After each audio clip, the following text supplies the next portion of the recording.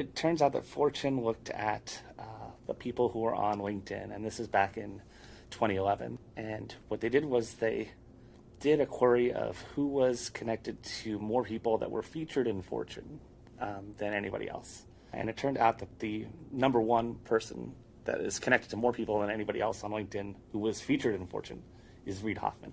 So they kind of threw him out because he is the center of LinkedIn. And once you put Reid aside, the next person who had the most connections to people featured in Fortune that year was me. And so that's how they decided that I was the best networker. It was very, very unusual. I mean, not something that I was used to. It's not something I've been called before, so it was a surprise to me. I never really thought about it until they contacted me, and at that point I said, well, it makes some sense. I mean, I have been on LinkedIn a long time, almost since the beginning, and so just by virtue of being there for many years, it would make sense. Plus, I actually spent a little time, one of my startups worked inside of LinkedIn's office in 2005, so that was very early on in LinkedIn. So as a result, I got to know a lot of people in the center of that network. And so, yeah, it's very clear in retrospect. At the time, no, it wasn't a conscious thing that I was looking to do. There's two principles at stake here. So first of all, as we talked about, I am introverted. And so approaching people has always been awkward for me. So when my professional work took me to Silicon Valley because I was leaving school to start a company, I was very much alone. I arrived in Silicon Valley and didn't have any connections here. And I needed to develop a way that I could feel comfortable being a part of Silicon Valley. And so I decided that it would be important to practice just interacting with people.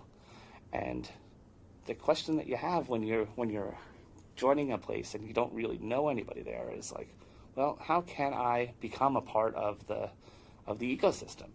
And the answer that I had for myself was, well, when I went and I introduced myself to people, I would see what it is that I could offer to them. Rather than going to people and seeing what they could do for me, which, let's face it, why would they take a meeting if, I was just going and asking them for things? I would ask to be introduced so that we could have an informational interview, and in that I would suggest things that I could offer them. Sometimes it was knowledge, sometimes it was the ability to do research and come back with things that I had learned. But yeah, without being very conscious of it, it made sense to me that when I first landed in Silicon Valley, the thing that I had to offer was this very earnest ability to offer people things that I could do. And so that's, I think, how it started. Before that, I was a researcher at Caltech, where I didn't have to interact with a lot of people. I could just keep my heads down with work.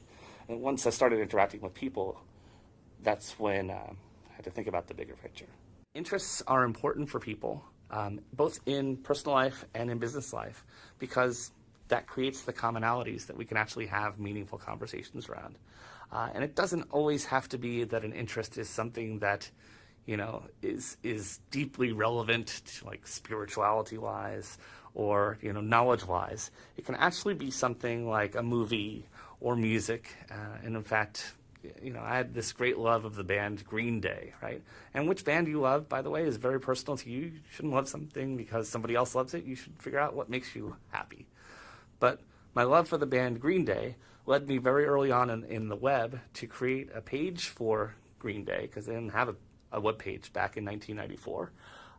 And that actually led to people reaching out to me and offering me information that I could add to the page, or sometimes critique, because it turns out that Green Day had a lot of not just fans, but critics. And one of those critics is a guy that I met. He was a Stanford student who left Stanford to start a company that became Excite. But he was just writing to me because he liked the style of music, which is punk rock, but he thought that Green Day was not representative of punk rock as a whole, and that it was incumbent on him to teach me more about punk rock because I was so gung-ho about Green Day that I would make them a website.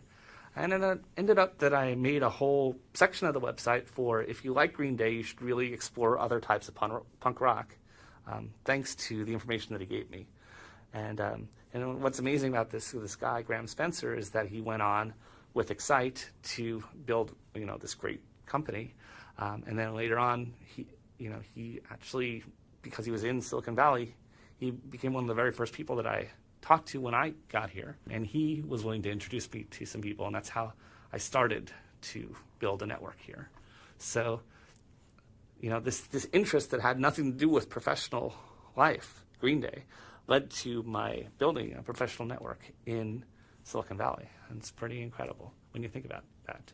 So, it takes me back to the authenticity thing. You figure out what you're genuinely interested in, and then find common interests between you and another person, and that gives you a way to start on the building of the relationship. My email address is ifindkarma@gmail.com, and the letters of I Find Karma are actually the letters of Adam Rifkin scrambled. They call it an anagram when you take the letters and you move them around. And it's really kind of interesting. I have a friend whose name is Adam Rifkin, and he owns the name Adam Rifkin on lots of websites. Ultimately, I decided that I wanted my username to have my personality kind of embedded in it. And the neat thing about that anagram is that it reflects my personality. That I Find Karma is about thinking about other people and our relationships with them. And whenever I type in the email address, I'm thinking about that rather than just saying my own name. So I think that, again, it's something that I come back to regularly, which is who you are is not a static thing.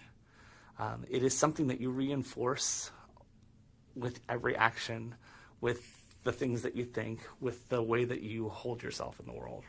And so if you can give yourself feedback that's not just who you are, but the person that you'd like to more strongly become, it does reinforce. And it's pretty wonderful, actually. So over the course of 15 years as an entrepreneur, you get a lot of advice from lots and lots of people. And one of the hardest things to learn is who to listen to. And so over 15 years, what I've learned is that actually the person to listen to is me. And that's true for each person. They should listen to themselves.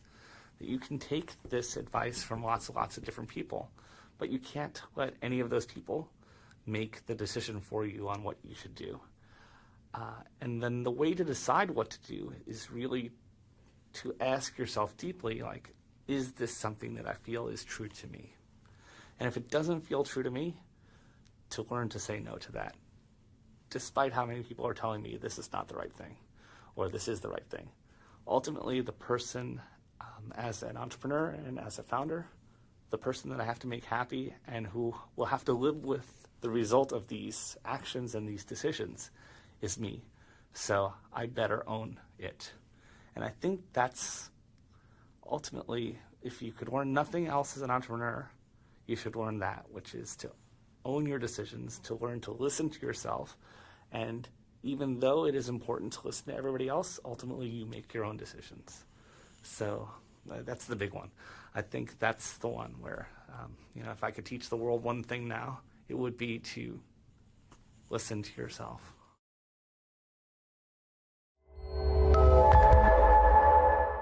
It's a funny thing about authenticity, because it takes a lot of courage to really figure out what you truly believe and to be that person. And so that was not something that came easy. It was something that I learned over time, is how to be my true self.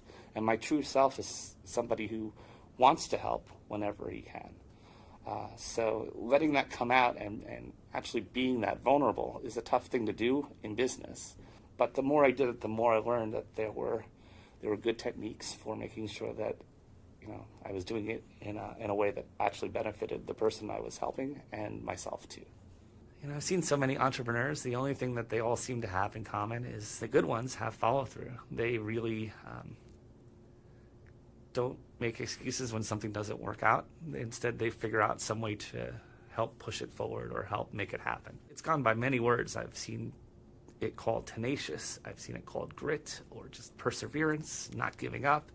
But they all seem to characterize the same thing, which is, when you're an entrepreneur, you're signing up for things that are going to be really tough. And that's not what normal people sign up for. So already there's something a little different about you. But even being aware of that and going into situations where it's going to be tough, you willingly do it. And that's because there is something that's in you that's driving you to do it, or some notion that you're, tapping into something bigger than yourself. But that's the thing that I've seen all successful entrepreneurs have. It is that willingness to just keep going even though it's tough.